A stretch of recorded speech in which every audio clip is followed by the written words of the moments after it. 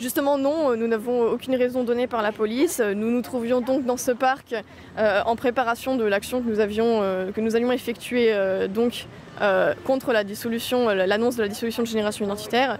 Et donc il se trouve que 3 camions de police sont arrivés et nous ont demandé nos identités. Et voilà, nous attendons donc depuis peut-être maintenant 3 quarts d'heure qu'on puisse nous laisser partir, sachant que nous n'avons strictement rien fait. Donc ça fait 3 quarts d'heure que les policiers vous font attendre dans ce parc Complètement, oui, c'est ça. Encore une fois, nous n'avions encore rien fait, hein. Nous attendions de partir vers le lieu de l'action et voilà, nous sommes coincés ici. Bon, c'est vrai qu'on se demande pourquoi il y a tant de moyens de police déployés pour des jeunes pacifiques qui veulent simplement effectuer une simple action, une banderole, alors qu'il y a quand même des zones de non-droit qui ne sont jamais inquiétées. Et encore pas plus tard que hier, à un barbecue sauvage à Saint-Étienne, les policiers ont décidé, lorsqu'ils l'ont vu, d'attendre que l'événement se finisse de lui-même et sont partis. Voilà, tandis que des jeunes militants identitaires vont être empêchés d'effectuer leur action. Vous criez à l'injustice, vous pensez que c'est une injustice ? Moi, j'attends de voir quelle va être la décision prise par la police. Néanmoins, on voit quand même qu'il y a une différence de traitement notoire entre nous militants et effectivement d'autres personnes qui elles enfreignent la loi et qui ne sont jamais inquiétées d'aucune interpellation.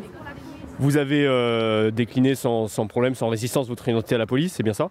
Oui, complètement, nous sommes toujours coopératifs, hein. Nous n'avons rien à cacher et si la police nous demande nos identités, nous leur donnons bien volontiers. Tous les militants ici l'ont donné et c'est pour ça qu'on ne comprend pas trop pourquoi ça s'éternise. Qu'est-ce que vous leur direz aux policiers qui, eux, en effet, sont confrontés à une délinquance que vous évoquiez?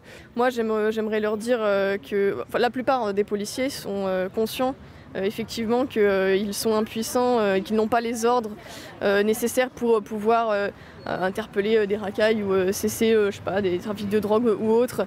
Et effectivement, moi j'aimerais que ces policiers-là, qui sont je pense nombreux et qui sont d'accord avec les constats que nous dressons, finalement fassent entendre leur voix et disent à Gérald Darmanin cette absurdité qu'est la différence de traitement entre nous et voilà, et par exemple des jeunes d'origine immigrée qui ne sont jamais interpellés et inquiétés.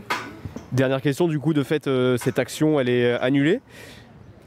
J'en sais pas davantage que vous. Nous attendons que la police se prononce, mais je trouverais ça tout de même assez absurde que nous ne puissions pas effectuer notre action, sachant que nous sommes pacifiques, que nous n'avions encore rien fait quand ils sont arrivés, et nous attendons donc dans ce parc.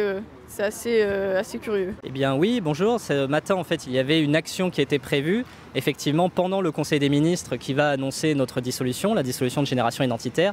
Et nous avions prévu le déploiement d'une banderole avec le slogan « On ne dissout pas une génération ». Et malheureusement, cette action n'a pas pu avoir lieu parce que les militants ont été interpellés juste avant de commencer leur action. Quelle était l'attitude des militants? Est-ce qu'ils ont résisté vis-à-vis de la police ou est-ce qu'ils ont obéi à ce que leur disait la police? Génération Identitaire a toujours prôné un activisme pacifique, donc non, il y a eu des interpellations, des contrôles d'identité qui ont été faits, mais nos militants sont restés calmes et tout cela s'est procédé de manière, je dirais, calme, voilà, sans problème particulier. Alors on suppose que vous vous opposez à la décision du Premier ministre qui est de dissoudre Génération Identitaire. Est-ce que vous allez faire appel? Quels sont les recours juridiques que vous allez utiliser et employer? Nous allons utiliser tous les recours juridiques possibles, c'est-à-dire que nous allons bien évidemment contester devant le Conseil d'État avec un recours pour annuler ce décret qui va être pris en Conseil des ministres. Nous allons également faire un référé suspension dans le but de suspendre ce décret pour que l'activisme de Génération Identitaire puisse continuer au moins provisoirement pendant un certain temps.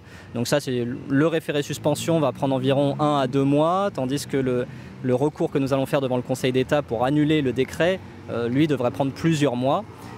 Et par ailleurs, nous allons également poser 2 questions prioritaires de constitutionnalité.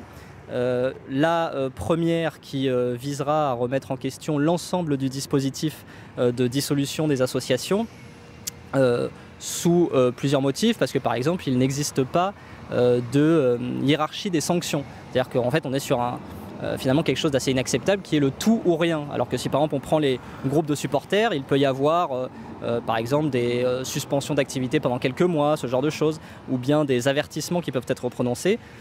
Et donc, nous allons contester cela à ce titre. Et par ailleurs, nous allons également faire une autre question prioritaire de constitutionnalité, celle-ci sur la question de l'appel à la discrimination, parce que finalement, c'est quelque chose d'assez flou, puisque c'est le gouvernement actuellement qui est en mesure de décider quelles actions de génération identitaire ou quels propos de génération identitaire peuvent constituer des appels à la discrimination. Et nous allons demander à ce que cela s'appuie sur des décisions de justice définitives. Et si tel était le cas, eh bien, on ne pourrait pas le reprocher à Génération Identitaire, car aucun de nos membres, pour des propos qu'il aurait tenus, ou bien notre organisation en tant que telle, pour des actions que nous aurons pu faire, n'ont jamais été condamnés de manière définitive devant les tribunaux pour appel à la discrimination. Donc nous allons désormais basculer sur une bataille qui va être juridique, et cette bataille juridique, nous allons la mener avec tous les outils en notre possession. Il y a aussi en fait ce que M. Darmanin ne nous a pas, comment dirais-je, empêché de faire, c'est qu'il a surtout voulu en fait sur la question des frontières. C'est à partir de là, à partir de l'action que nous avions faite dans les Pyrénées, qu'il a cherché à nous dissoudre. Et pour cette action, nous avions justement montré que derrière les effets de communication du gouvernement, eh bien en réalité, il n'y avait finalement que du vent et que la protection des frontières n'était pas assurée. Et le fait d'avoir mis ça en lumière, je crois, ça a participé aussi à cette décision gouvernementale, parce qu'ils n'ont pas supporté qu'on puisse révéler finalement aux yeux de tous le double discours du gouvernement sur cette question.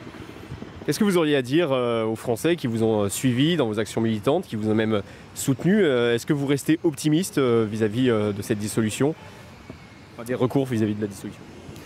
En fait, toute la question est de savoir si c'est le droit qui va être jugé. Si c'est le droit qui va être jugé, nous avons toutes les raisons d'être confiants, effectivement.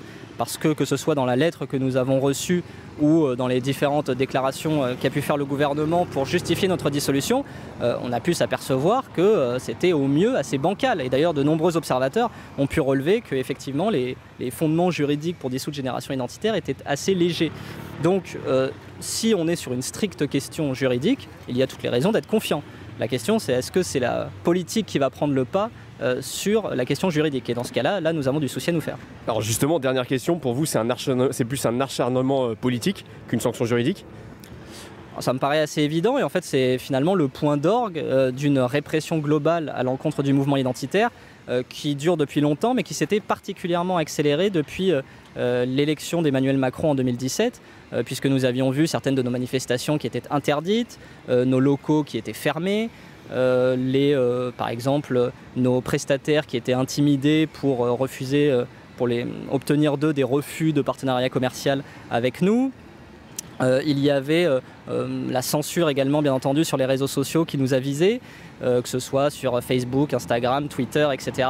Donc il y avait une répression qui était globale à l'encontre de notre mouvement et qui va donc désormais jusqu'à la dissolution, parce que même malgré justement tous ces tracas judiciaires, politiques, notre organisation continuait de progresser, notre message continuait de se répandre, et donc ils ont estimé que finalement la seule manière de nous faire taire, c'était de procéder par une dissolution.